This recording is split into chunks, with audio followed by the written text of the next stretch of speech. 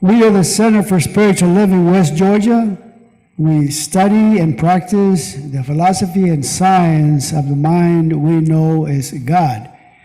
And with our spiritual presence and our participation in our service here this morning, we create a higher state of consciousness, rise above all that negative energy we have experienced this past week, and manifest love.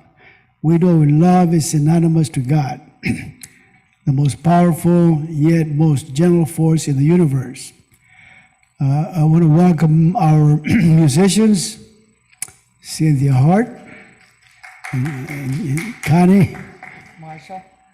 I don't forget her last name. But most of all, I want to welcome the outstanding master teacher, Reverend Dr. Sandra Jackson.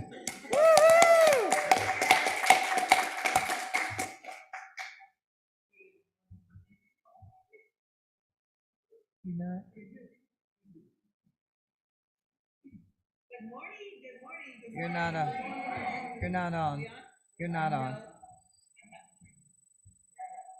Turn it on. Is that good? Yes. Even I could tell the difference.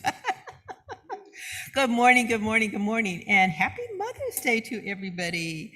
So, to the mothers, happy Mother's Day to you. To all of you who have had a mother, happy Mother's Day to you too, because I believe that includes all of us. I believe. Okay.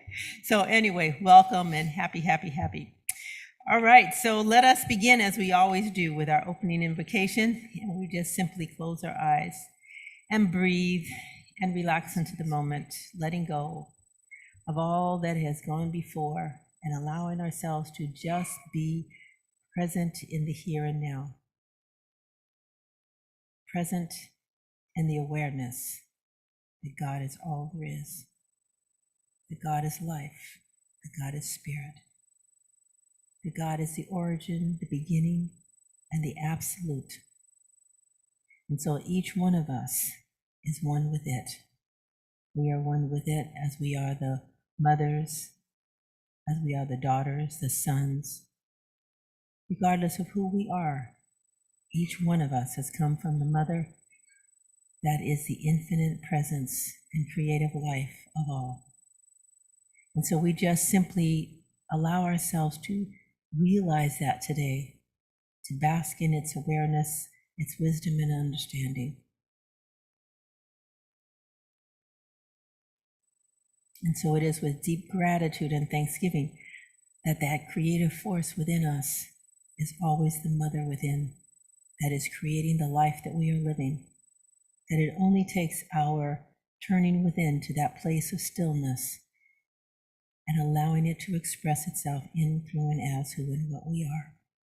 And so we rejoice gratefully today, believing, accepting, and allowing as we know this truth to be the truth. And so it is. Okay, if you stand with me and we'll say our vision and mission and our declaration of principles. CSL West Georgia is a joyful global community where everyone belongs. Through our unique spiritual teachings, we provide a safe environment to experience compassionate living. In our principles, I believe that the universal spirit, which is God, operates through a universal mind, which is the law of God, and that we are surrounded by this creative mind, which receives the direct impress of our thought and acts upon it. We believe in the healing of the sick and the changing of conditions through the power of this mind, because God is personal to all who feel this indwelling presence. Good morning. Good morning, everybody. Our congregational this morning is by Ricky Byers.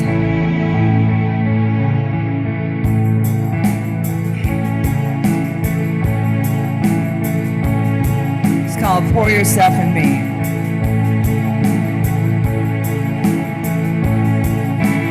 Pour yourself in me. Pour yourself into my heart. Whoa, wonderful Spirit. Pour yourself in me. Pour yourself into my heart. Whoa, wonderful Spirit. Joy. Pour your joy in me. Pour your joy into my heart. Whoa, wonderful Spirit.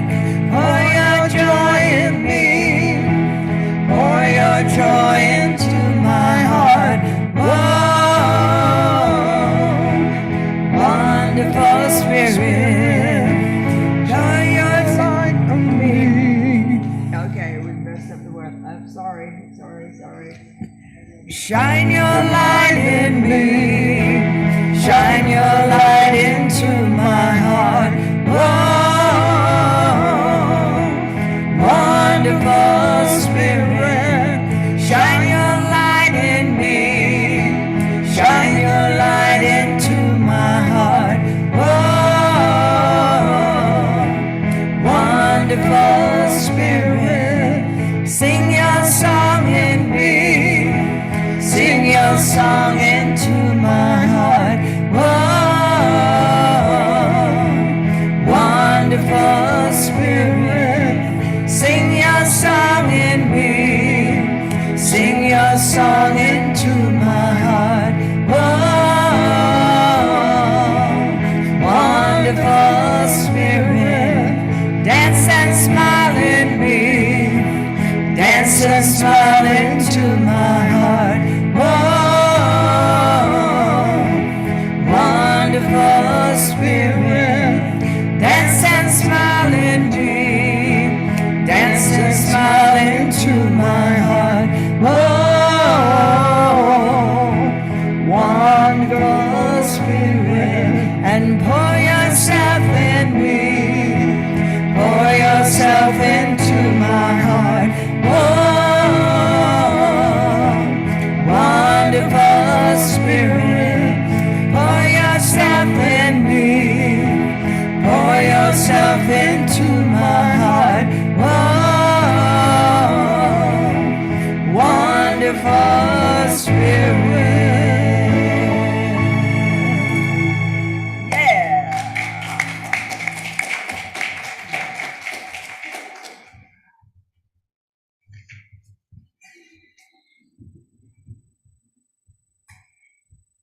Thank you, Cynthia. Well, thank you. You're welcome. Good morning, all. Happy Mother's Day to all. Anyone who's nurtured, loved, cared, or seen about children, you're a mother.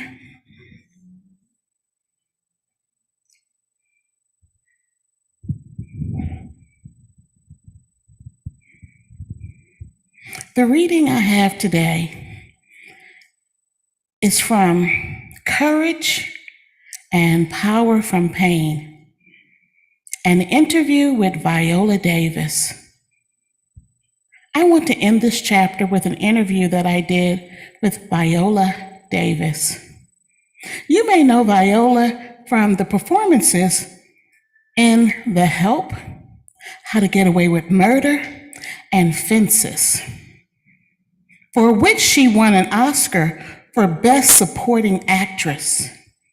She is the first Black actor to win the Triple Crown of Acting: the Emmy, the Tony, and the Oscar.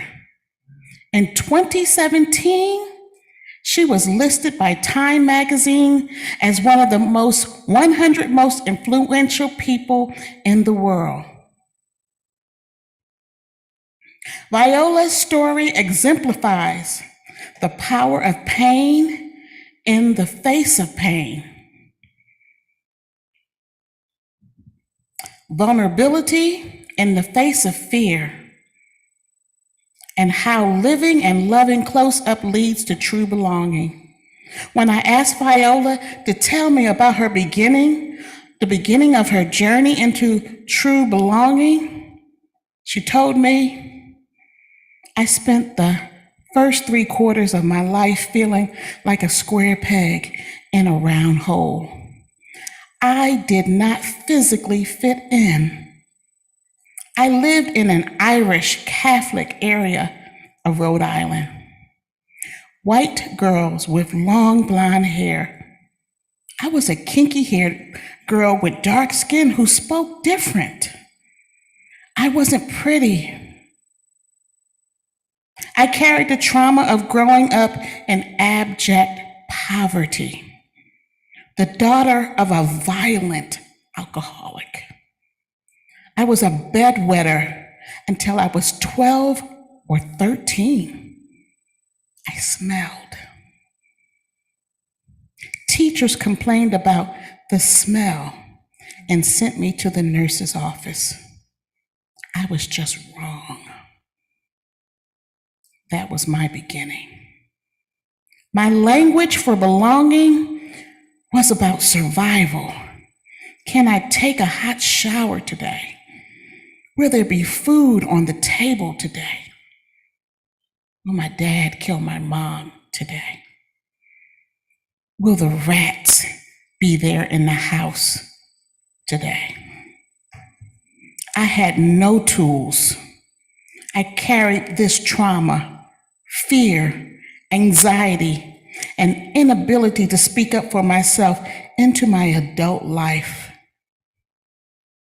All of it was deeply rooted in shame. I spent all of my energy hiding and keeping the brutality of my life a secret. I carried this dysfunction with me into my adult life. Then I asked her to tell me about taking her first steps into her wilderness. She said, I knew I was afraid of confrontation, but it wasn't until I started doing therapy that I realized why anxiety made speaking up almost impossible. I had an experience where I should have confronted someone who was doing something horrible to me. What I realized was in that moment, I flashed back to my 14-year-old self. I was holding my baby sister and my father was stabbing my mother in the neck with a pencil. I shouted, "Stop it!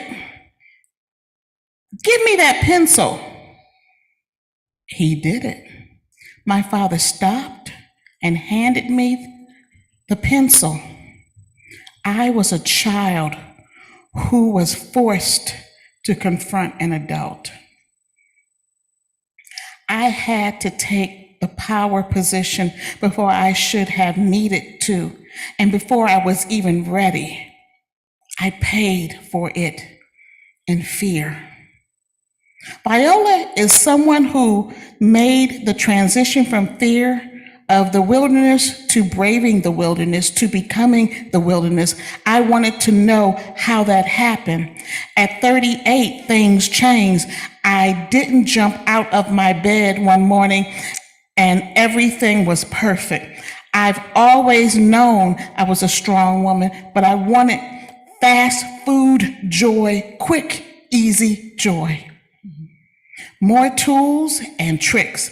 I also could still fall back into not enough, not pretty enough, not thin enough, not good enough. One day my therapist asked me a pivotal question. What if nothing changes? Your looks, your weight, your success? Would you be okay? For the first time, I thought, you know what? Yes, I would. I really would. This is when I realized that the past was not going to define me.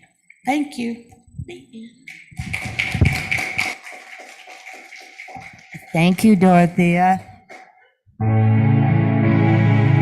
looked around for a good Mother's Day song, and I like this one, and I hope you do too. Thank you for watching over me all of the sleepless nights you lay awake.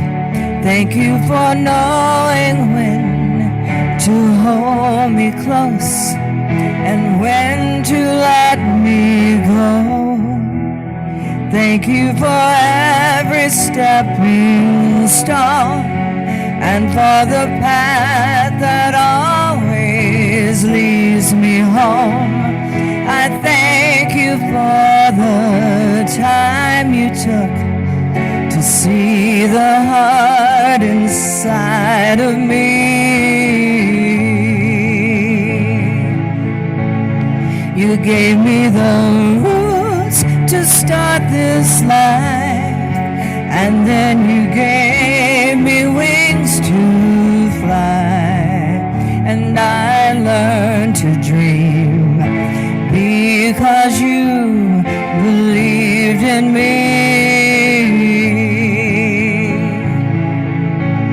There's no power like it on this earth, no treasure equal to its worth. The gift of a mother's love. Thank you for every sunlit day that fills the corners of my memory. Thank you for every selfless, unsung deed I know you did for me. Thank you for giving me the choice to search my soul till I could find my voice. I thank you for teaching me to be strong enough to bear. You gave me the roots to start this life, and then you gave me wings to fly, and I learned to dream because you believed in me. There's no power like it on this earth, no treasure equal to its worth. The gift of a mother's love.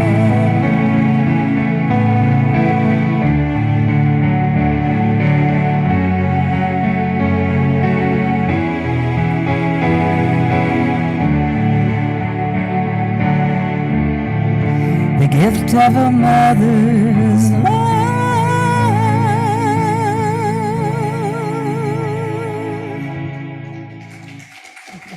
Thank you.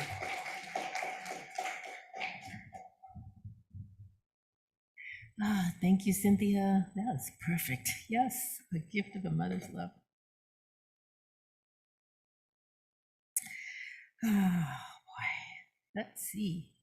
Today is Sunday, and this month we are talking about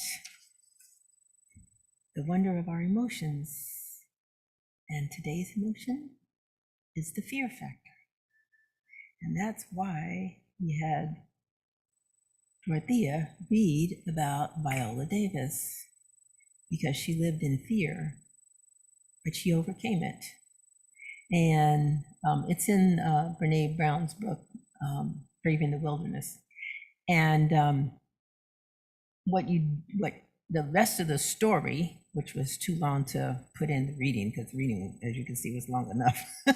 But the rest of the story is that she healed her relationship with her father, and she was able to have compassion for him and understanding for him, and to be with him when he was dying of an illness. So you see, the thing is that we can overcome our childhood experiences. But notice she had a therapist that helped her. That we generally can't do this stuff on our own. We generally have to have some help. And that's where the science of mind comes in. Yay. So I want to ask you, each week, where are they? Each week we read these Declaration of Principles, right? Do you know why we read those? And I don't know if you noticed, but what I am going to be doing is changing them periodically. And I changed these from the ones we were doing earlier in the year because we're talking more about what this particular principle is about. So if you haven't studied and you haven't gone to the foundations class, then you don't know there are 13 principles. And what they did was, for the foundation class, is combine some of them together so that they came out to 10 core concepts. But they really are principles. Now, you want to say, well, what are principles? Well, principles are your foundation. They are stronger than your beliefs. They are something that you just believe so completely that there's just no other floor. They are causative, okay? They are what everything comes out of. And so all too often what happens is we confuse values with principles. Values can change. As you grow older, as you mature, as you have different experiences, your values can change, okay? But your principles never, ever do. So I believe in the universal spirit, which is God, and it operates to a universal mind, which is the law of God. You either believe that to the core of you or you don't. And if you don't believe it, then you're not going to be acting out of it. Okay? So the last one of our principles in the list, because Ernest Holmes wrote them out, somebody asked him to write them, and he said, these came from Ernest Holmes. This is the last one. He says, we believe in our own soul, our own spirit, and our own destiny, for we understand the life of all is God. And that is the principle of oneness. We believe in our own soul, our individual self, our own individual spirit, that each one of us has our own individual soul and spirit that is who we are. It's from which we have come. And we have our own destiny, our own place where we get to express ourselves in the world the way we choose to express ourselves. For we understand, okay, that the life of all is God. So we have our individualness, and we get to have our own destiny. We get to make up our own mind. We get to have our own joys, our own fears, our own whatever it is we want to do with our life. Nobody else can tell us that. We get that, and it comes from who? God. It doesn't come from your family, from your mothers, from your fathers, from your communities, from your politics, from nothing. It comes from God. And he's saying, for the last sentence, for we understand that the life of all is God. So what he is doing is he is empowering everybody, including Viola's father, who probably did not understand his relationship with spirit, and so consequently acted in a way that was contrary to spirit.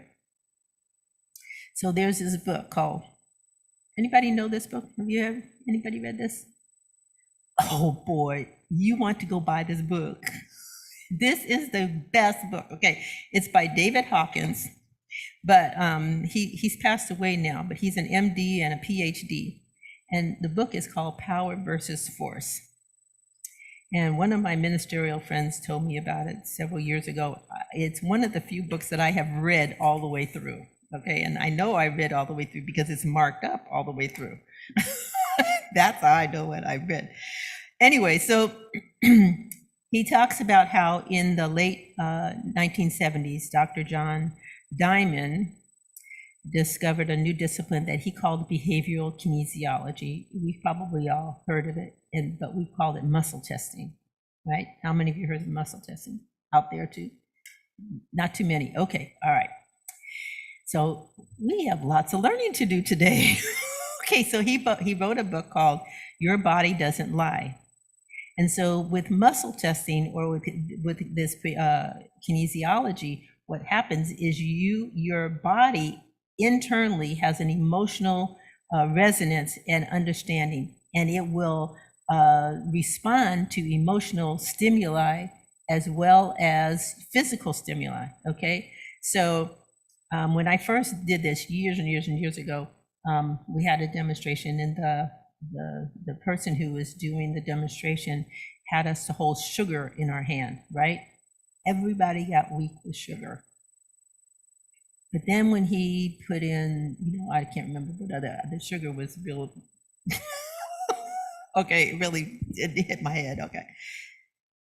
But there were other things he would put in our hands. He would say, say joy or love or think about something joyful and loving and you'd be strong. And yet at the same time, if he said, something like, well, you're really afraid of stuff, then you would be weak because your body responds to this. And it's happening all the time. Now, let me give you some examples. Think about this, okay? Think of something that makes you feel abundant. Okay, when you have lots of money in the bank, or you go shopping and you just get everything you want and got the beautiful flowers. I know Sandy felt really abundant when she was doing that. Okay, she got all these flowers. You believe those are silk? Those are silk. I walked in and was like, I didn't even, those, oh, what beautiful flowers for Mother's Day. They're silk. She just did that. She just made it. Okay, so she felt abundant when she was doing that, right? Now, can you get that feeling abundant? Now, what happens when you overexert yourself, when you are excessive, okay? What happens when you overdo it at the end of the day, and you've worked and worked and worked, and you're just like, you don't feel abundant. You say, well, we had an abundance of this and joy, and, we had all this wonderful things today, but then you've overdone it. And so your energy goes down. So your energy is up when you're being abundant, but it goes down when you are what? Excessive, and you're overdoing it. And so that's why people say you have to find a balance, right? Not to, you want to have abundance of energy, but sometimes you have such abundance of energy, you just go, go, go, go, go, and don't stop, okay? All right, here's another one. Think about when you're feeling grateful. Think about something to be grateful for, your life, or, your friends, or your mothers, whoever, but think about being grateful. And feel your energy just lifts, just thinking about it, right? Now think about being in debt, that you have credit card debt and it's weighing you down. Okay, what happens? Your energy goes down, right? So let's look at something else. When you're joyful and happy and all things are going well, that you would think that pleasurable would also bring your energy up too, right? But no, pleasure brings it down. Why? Because joy comes from within, pleasure comes from without. It comes from the world, okay? What about when you're feeling trusting? When you trust someone, you trust them and you say, I trust you with my life, okay? There's something that brings your energy up with that, right?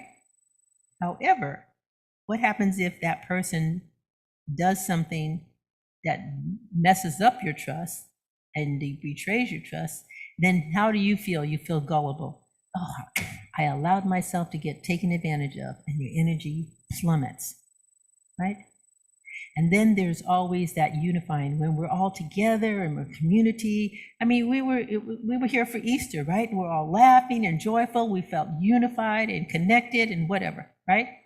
But what happens when you feel divided and you feel separated from other people and you don't feel connected? Your energy goes down. So you see, the thing is your energy is going up and down at different times. And what David Hawkins did is he created a system whereby he could calibrate these feelings. So the abundance, the gratitude, the joyfulness, the trusting, the truthful, unifying, they all calibrate over 200.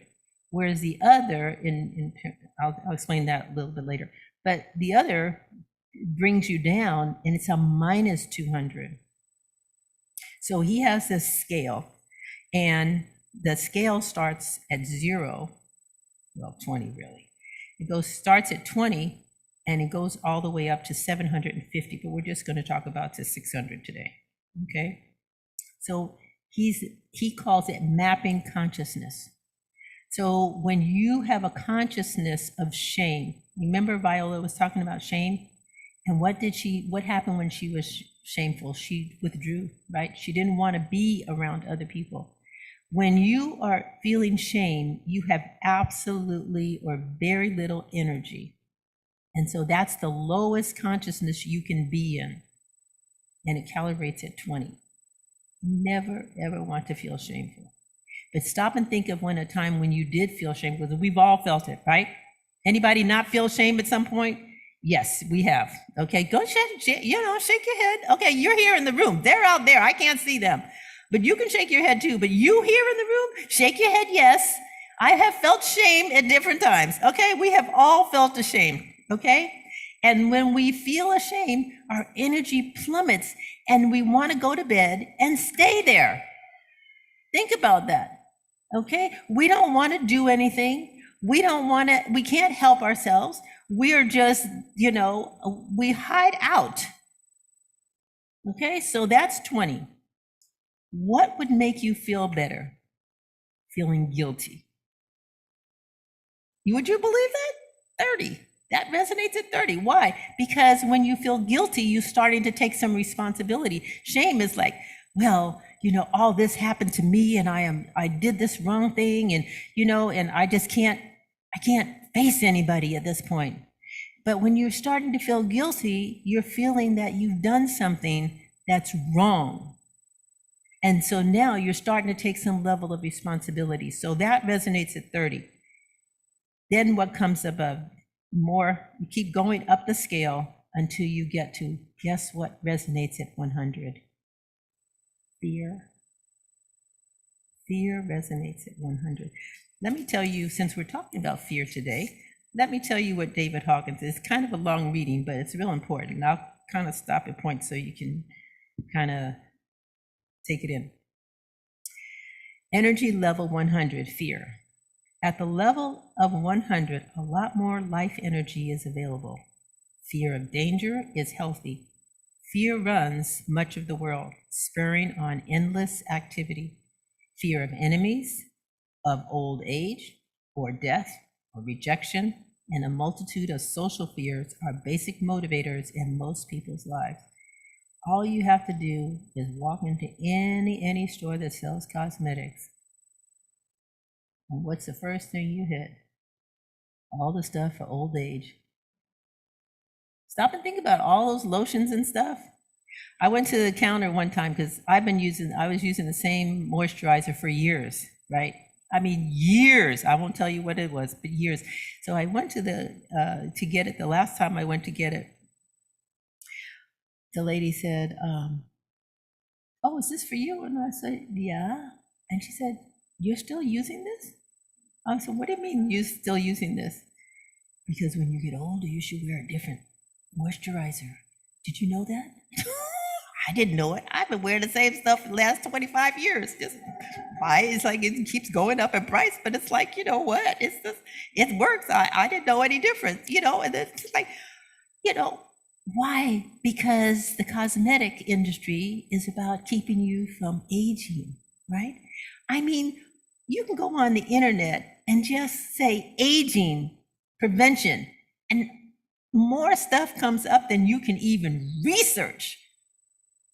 And what's happening is we are aging because we have this fear of aging, and the fear of aging keeps us doing what? Aging. Okay, people look at me and go like, how come you don't look any older than you did last year or whatever? I don't know. my grandmother, you see, but my grandmother taught us, do not fight aging. Because look at the alternative. If you don't get older, what happens? Okay, my 24-year-old sister, she never got to 25. Okay, she's gone. So she never looked any older. But me, I don't look the same. Why? Because, well, I won't tell you how much older I am. Okay, but the point is that that's one of the fears that we have, is getting older. And so, there's a bunch of them. We fear enemies, old age, death. I've never been able to understand why people talk about going to heaven and how wonderful heaven is and yet scared to die. Well, it's like, if you're going to go to heaven, then go ahead and die. Go now. Okay? But they're scared of death. All right? All right. From the viewpoint, he goes on to say, from the viewpoint of this level, the world looks hazardous, full of traps and threats. Fear is the favored official tool for control by oppressive totalitarian agencies, and insecurity is the stock and trade of major manipulators of the marketplace. The media and advertising play to fear to increase market shares. I mean, right now, Netflix is having a fit, right? Why? Because people are sharing their Netflix, numbers. So now what are they doing? They're creating all this kind of fear of, well, Netflix may go away. You may have to pay more for it. You got all this stuff. All right. And that's fears. You're playing on the fear of, the prices are going to go up. And so we've got this fear of inflation, right? Everybody's like, we've got this inflation going on. I don't know. I was talking to somebody not too long ago and say, inflation and recession are all here. They're all in your mind. Okay. If you're in inflation, your mind is going, I don't have enough. I don't have enough. The prices are going up and I may not have enough. Well, guess what? You always have enough. Always have enough. But you have to go in there not being fearful. You have to go in there knowing I have enough. We can talk about that another time. But anyway, he goes on to say, the proliferation of fears is as limitless as the human imagination. Once fear is one's focus, the endless, worrisome events of the world feed it. Fear becomes obsessive and may take any form. Trepidation of losing a relationship leads to jealousy and a chronically high stress level. Fearful thinking can balloon into paranoia or generate neurotic defensive structures. And because it's contagious, fear is contagious, become a dominant social trend. So Sandy gets afraid and she goes and tells Donna, and she goes and tells Carmen, and she goes and tells this one and that one and the other one. And what happens? The fear just spreads because it taps into the little, you may not be walking around fearful today, but then somebody says something that they're fearful and the social contagion pulls you in. So you have to be consciously always on your guard. Okay? But that's where principles come in. Next, he says, this is the last paragraph. Fear limits growth of the personality and leads to inhibition. Whoa. Let me read that again. Fear limits our growth of our personality and leads to inhibition. So we don't grow and expand. We stifle ourselves when we live in fear. He goes on to say, the reason is because it takes energy to rise above fear. The oppressed are unable to reach a higher level unaided.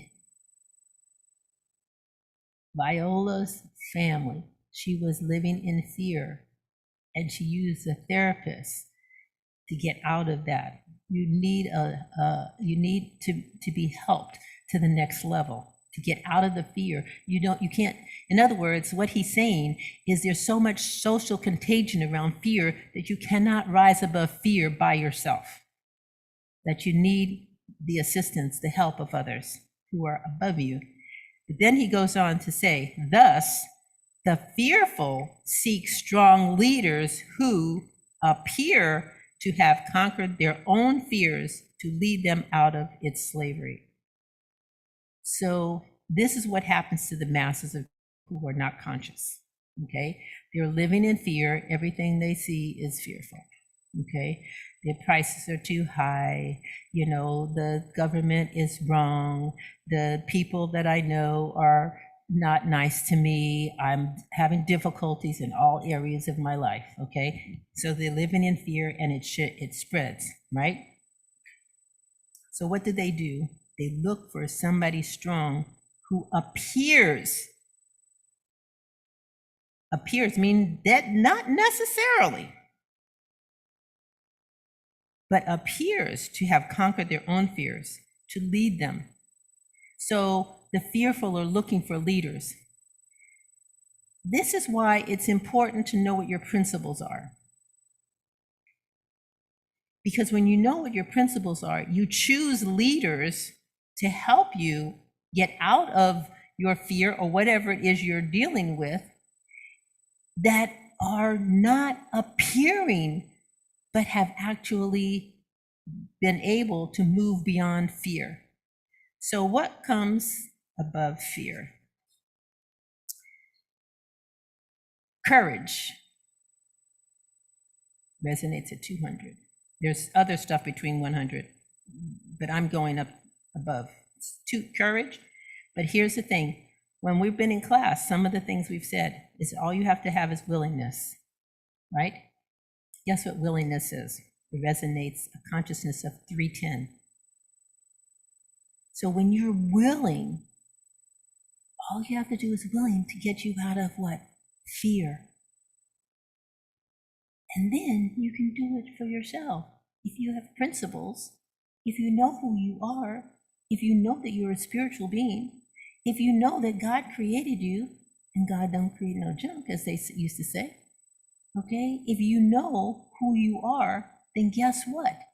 You can have a willingness to move beyond where you are, to move out of the fear, to move out of whatever it is that you are dealing with, so that you can what? Enjoy the things that you want. And so the book is called Power versus Force. And he talks about the thing is that in our world, what we're dealing with is, from the science of mind, is power. We're dealing with power, and the power comes from what? The divinity within us, the spirit within us, the life within us, okay? And so he's not using power from the perspective of the spiritual. Instead, he's using it from the perspective of causation, which for us is spiritual, okay? So he says power arises from meaning. It has to do with motive, and it has to do with, guess what? Principle. So your power comes from the principles that you not believe in, but that you live.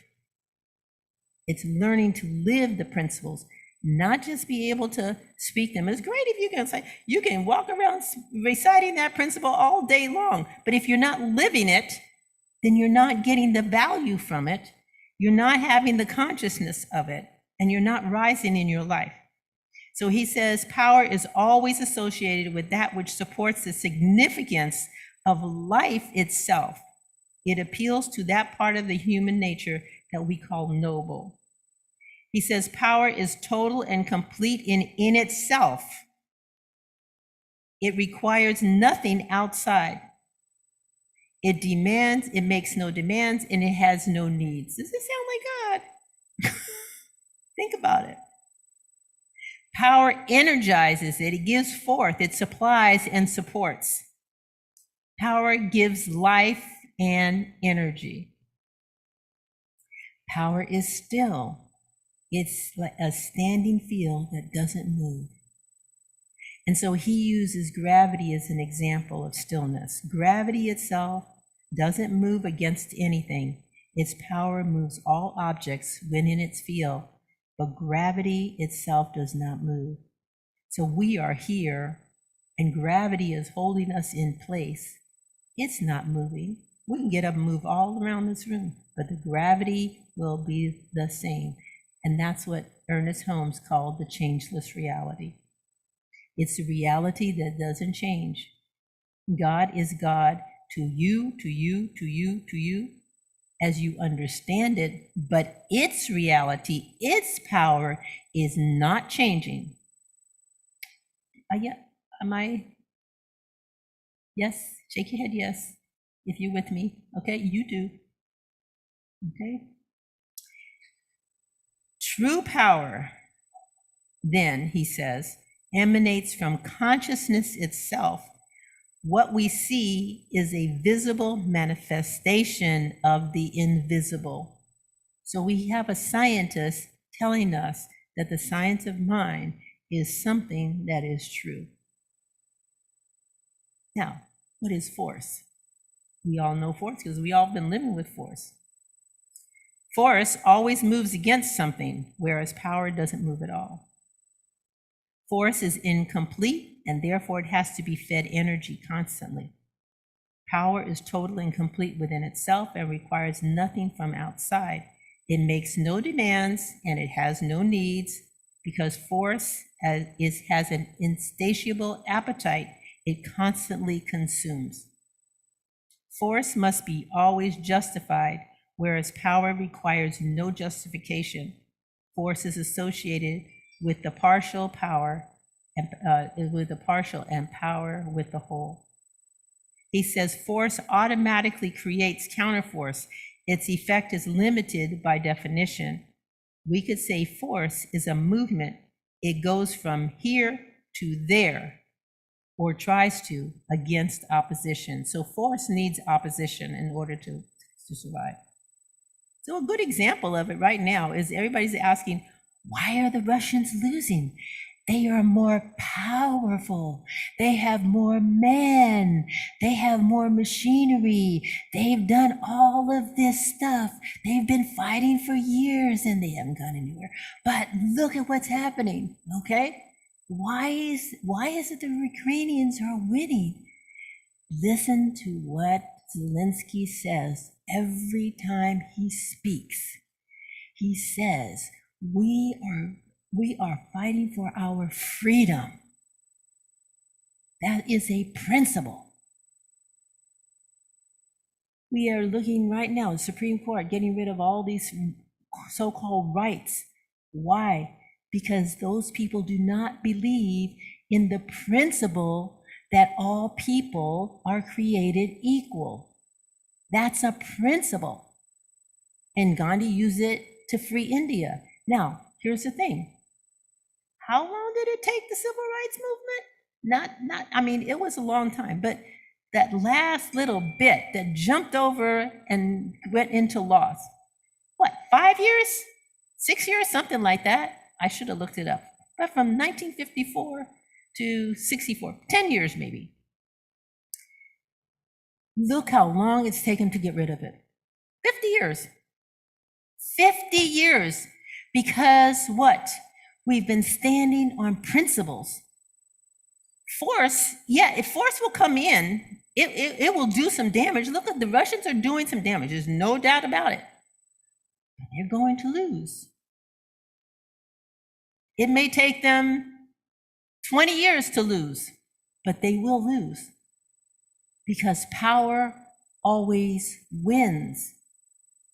Power does not come from the world. It comes from the spirit. It comes from our principles. And our power comes from our living, our science of mind principles. And the most basic one is that we are all one. That we show up in different bodies. We have our own soul. We have our own spirit. But we are connected fundamentally from the source from which we have been created. It is like we were all created out of the Georgia red soil. Think about that. You go look at any one of our gardens. The soil's all red. But There are oak trees growing out of it, and river oak trees growing out of it, and flowers growing out of it, and vegetables growing out of it, and peaches growing out of it. Okay, we've got all kind of stuff growing out of the same soil. That's just like the soil of spirit is growing each one of us out of it. Think about that. Think about that. It's all one. Russians, Ukrainians, the Supreme Court people, the people who are fighting for, the people who are fighting against, yeah, everyone's one. There's this belief of so much fear that is contagious, that's infecting everybody. And now that you know, you have to do what? You have to stay out of the fear. Do not allow yourself to be contagious. Is that a word? to participate in the contagion of fear. When you see it, deny it, do not accept it, and look at the principle. If you don't think of any, there's 13 of them. If you don't think of any of them except the one, we are all one. And I know this looks like there's differences there, but in reality, there is only one. We are all from the one same soil. Now, those of you in California, I know your soil is darker, but you get the principle, okay? It's a principle. Think about that. The next level after fear is desire. So you have to desire to get to a place where you are not fearful, where you are living in power, where you are living from power. You have to have the desire and the courage and the willingness. The willingness gets you through all those others. It's all about consciousness. Should you be quiet, all these people? Now I turned this thing off, right? I put it on power, but everybody's telling me, Happy Mother's Day. That's so nice. That's my nieces right there. Okay, so we live in a country that is founded on a principle of all people being created equal. But then you have these forces who believe in fear and have not accepted that. That does not mean that we don't get to accept it. Because the principle of equality doesn't mean that we're all equal. It does mean that we all have the same source. And from that source, we all have an equal, think of it this way, we all have equal access to God. We all have equal access to God, regardless of who we are, where we are, what skin we are in, what country we're born in, what circumstances we're of our life. It doesn't matter whether we are born into circumstances or we change the circumstances like Viola. We all have equal access to God, to spirit, to the life within ourselves. We all therefore have the opportunity to make changes where we choose to change, to have desires that match our own experiences. If we will just have the courage and the willingness to act on them, to step out of what everybody else is doing.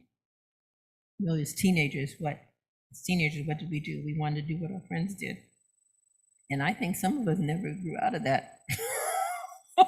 It's like, this is my friends are doing it. It's like, sit down and go to lunch, right?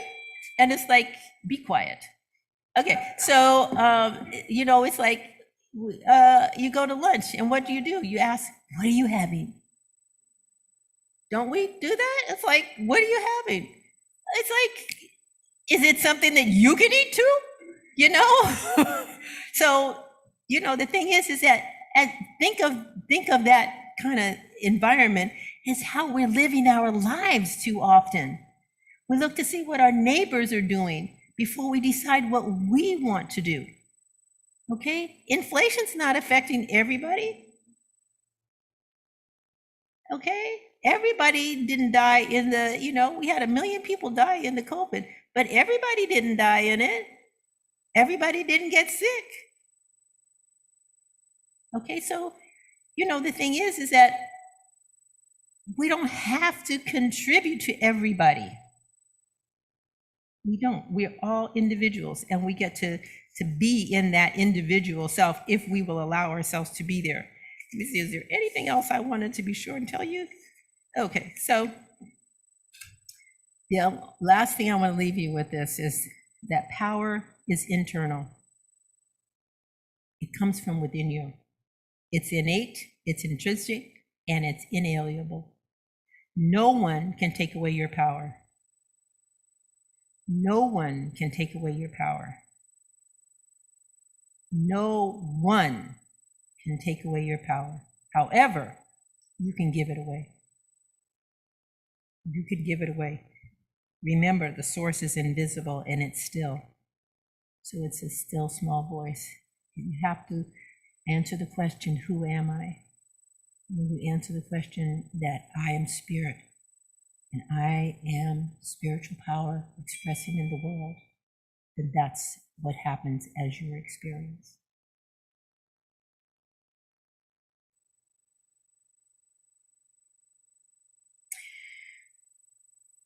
So what is it that you want to create today, given that you have the power to do it?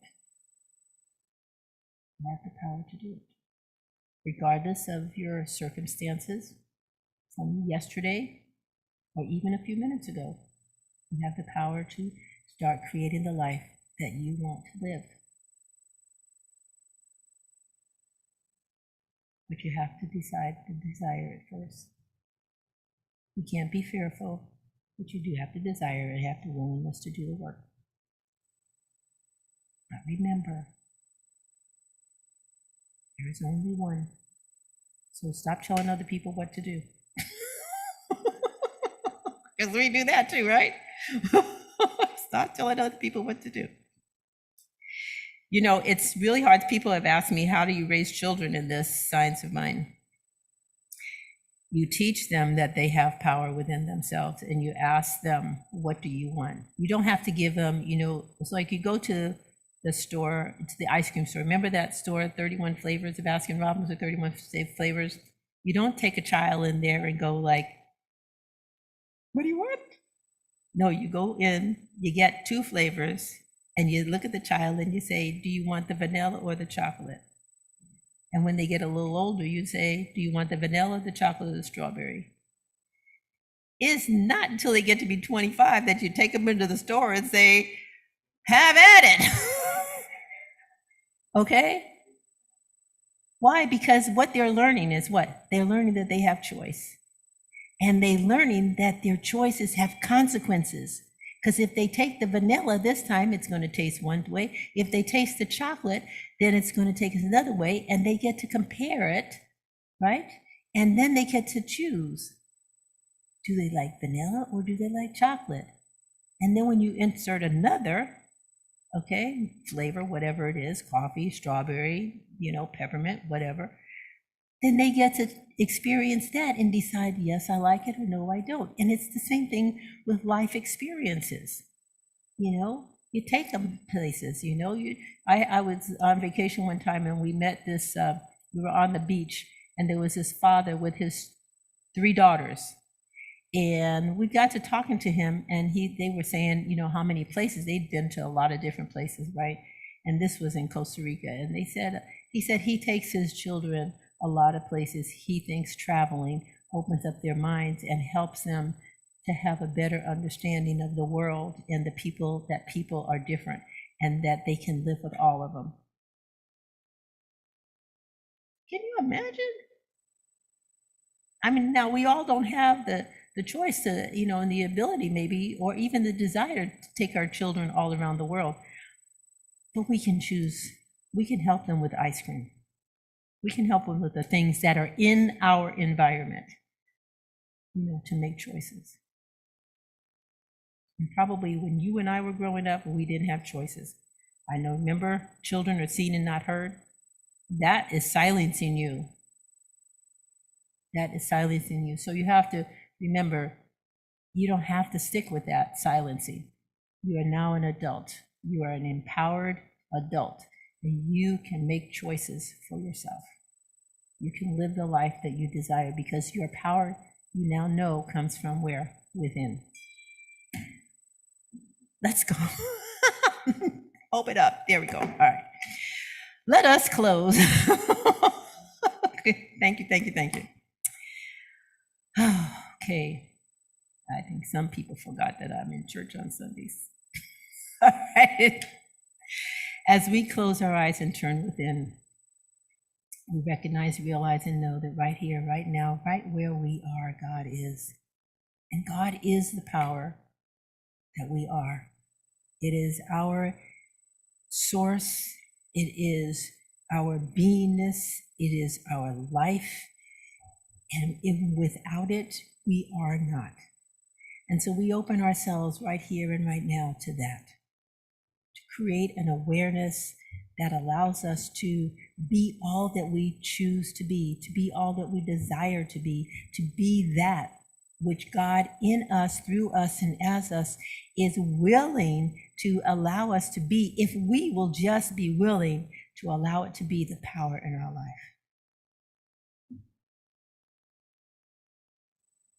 To find that truth within ourselves, to know it, to align with it, to be it, to accept the principles that we are living with, to realize that we are one with one another, but more importantly, we are one with God, with the power of life itself within us.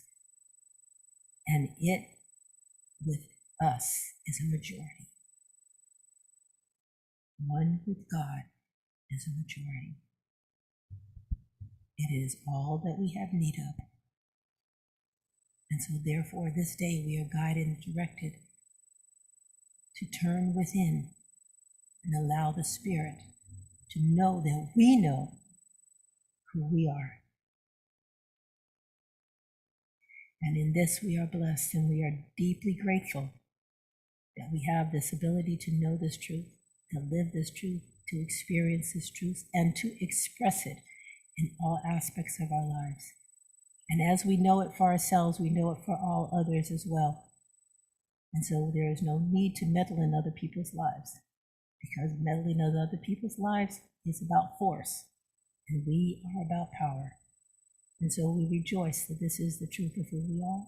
We accept it, and we let it be.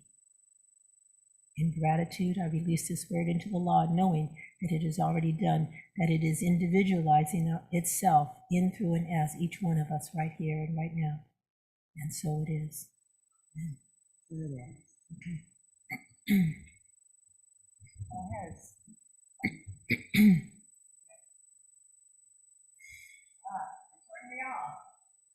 I didn't. There you go. There I am. You can't keep me turned off, Ken. Okay, come on. That won't work. I had a serious song about Mother's Day, and this is a happy song to get everybody motivated and moving today.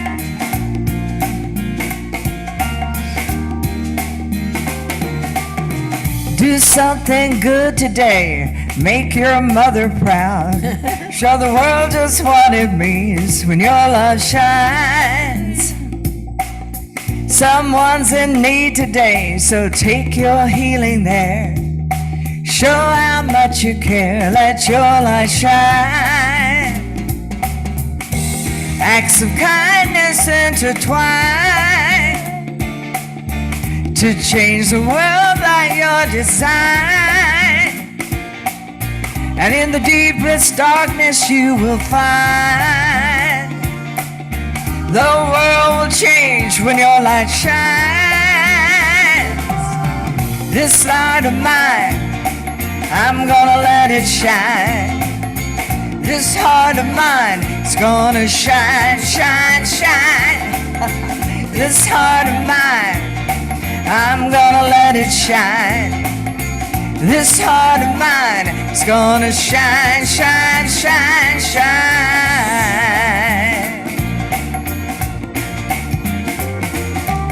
So be your very best today.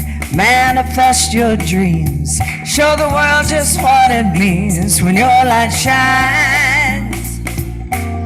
Set your fears aside today, like your true feelings flow. Let your inhibitions go, let your light shine. This love of yours can open many doors, and this heart of yours was meant to shine. In this world of sorrow, you're the hope of tomorrow. The world will change when your light shines.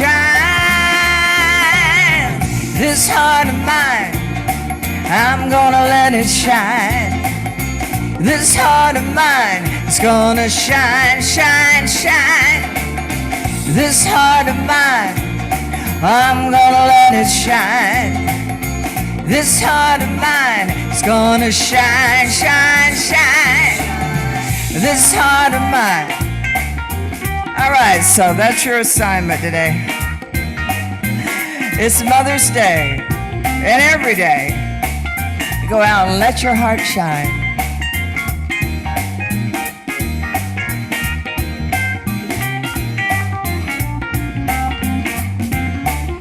And this heart of mine, I'm gonna let it shine. This heart of mine is gonna shine, shine, shine. This heart of mine, I'm gonna let it shine. This heart of mine is gonna shine, shine, shine, shine. This heart of mine, I'm gonna let it shine. This heart of mine is gonna shine, shine, shine. This heart of mine, I'm gonna let it shine. This heart of mine is gonna shine, shine, shine, shine. It's gonna shine.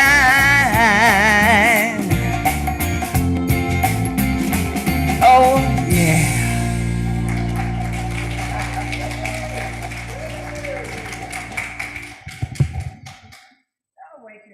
That did wake us up. Yes. All right. Thank you so much. All right. So in your program, or up there, is our conscious giving affirmation. Freely I give. Say it with me. Freely I give with a feeling of abundance, knowing that my gift blesses others and myself as well.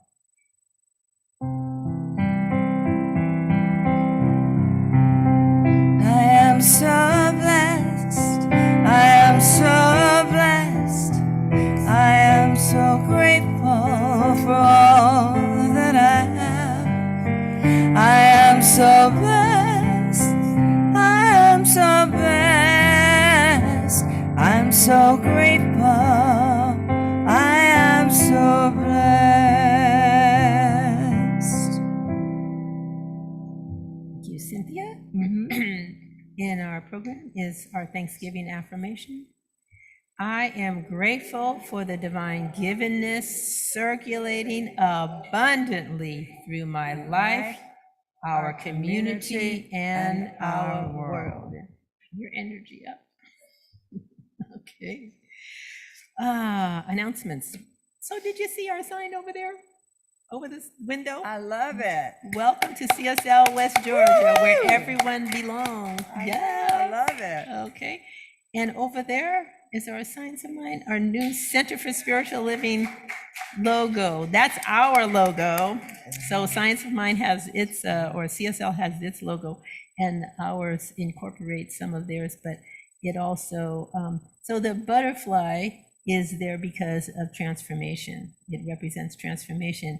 And where do we transform? From the creative center, okay, which also, if you look at the symbol, we think in terms of Father, Mother, God, okay? So Father is the top section, which is active and decides and makes decisions, okay, consciously. And then the center section is the female section, the mother section, the part that is the creative energy. Okay, so your transformation comes out of your creative energy. And so that's why the butterfly is there. And then the spirit soars, right? So we have the bird representing the soaring of our spirit.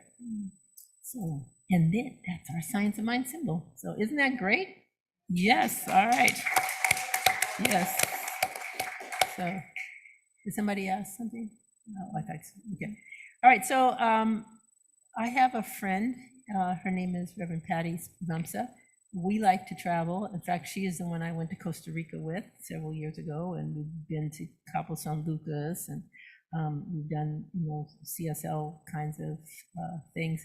Anyway, we are sponsoring this cruise, and it is next October, and the flyers are, Lonnie has the flyers for you. Invite yourself and your friends to come along with us next October. It's just a 5-day cruise, and we're going to Mexico, and we're going out of Texas. I have not been out of Texas for a cruise, so this is a new thing for me. I've done lots of cruises, and so like Lily went on a cruise, and she came back last weekend. I said, Lily, how was your cruise? And she said, it was wonderful. It was my first one, but it won't be my last. And so I asked her about, the sanitation and, whatever.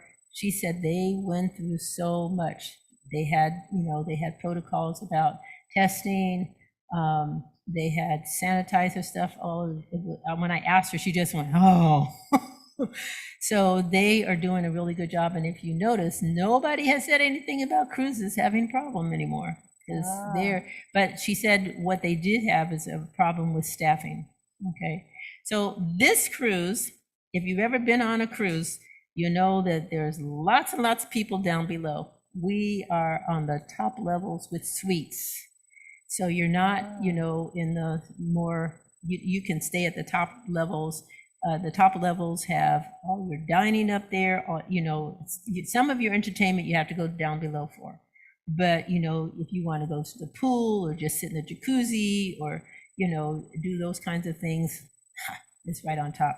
So if you go to goldenheart.org and look through there, we have several pages that go through all the things we're doing, go to the ports of call, the activities we're doing, so forth and so on.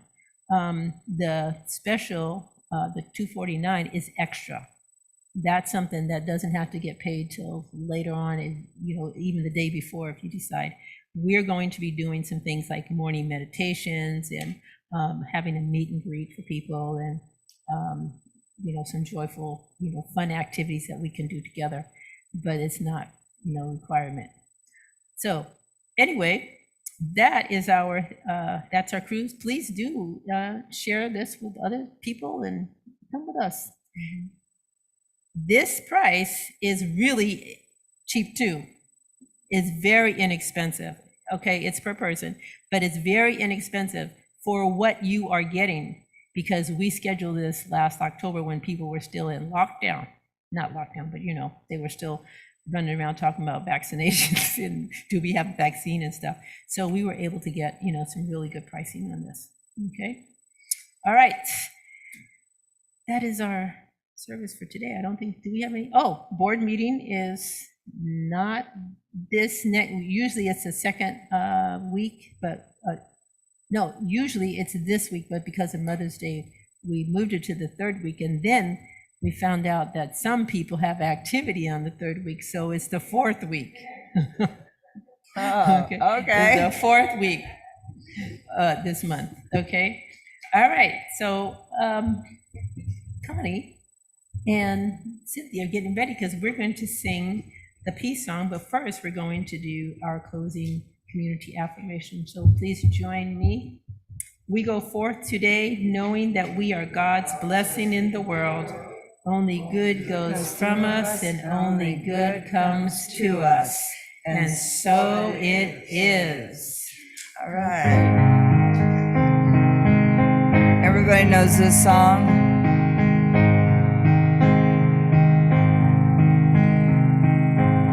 Ready? Let there be peace and let it begin with me.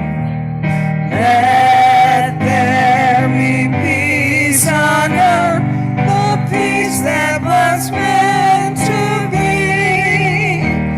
With Spirit as our Creator, united on our wings.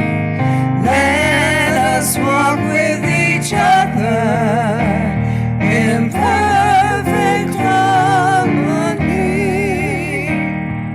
Let peace begin with me. Let this be thy moment now. With every step I take, let this be my solemn vow.